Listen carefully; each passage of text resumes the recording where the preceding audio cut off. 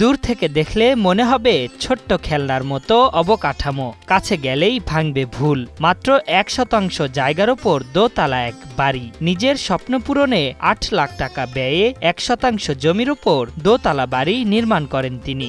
বাড়িটির দৈর্ঘ্য 48 ফুট এবং প্রস্থ 9 ফুট।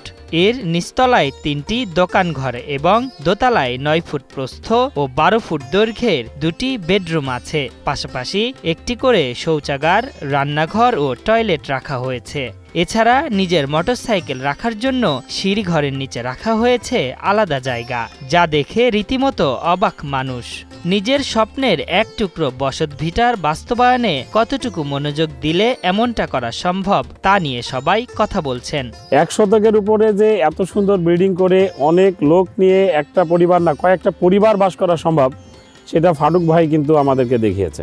এতটুকু জায়গায় বাড়ি করার জন্য বাড়িটা এত সুন্দর, আর বাড়ি করতে গেলে পরে অতিরিক্ত জায়গার প্রয়োজন হয় না, সামান্য জায়গা হলে বাড়ি সুন্দর বাড়ি হয়। সামাজিক মাধ্যমে আলোচিত এই বাড়িটি মাগুরা পুলিশ লাইন এলাকার এশিয়া কলেজ মোড়ে অবস্থিত।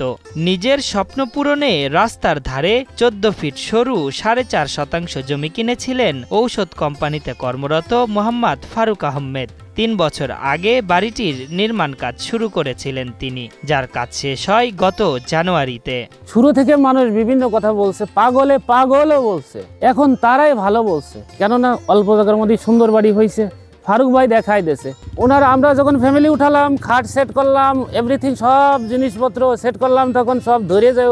আরও নামাজ পড়ার জায়গা আছে, সুন্দর সব জায়গা আছে, চলাফেরার জায়গা আছে। তখন ওনারা বলে যে না, আসলেই সুন্দর হয়েছে।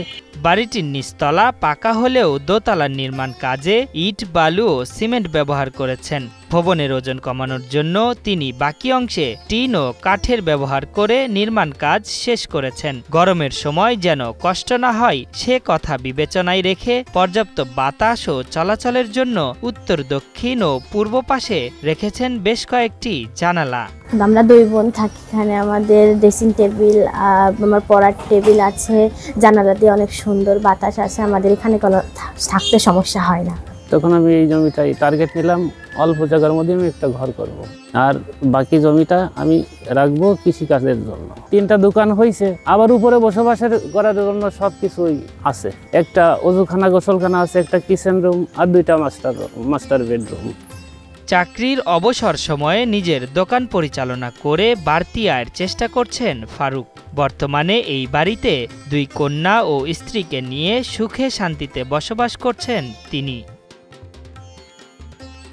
আশরাফুল ইসলাম, 71।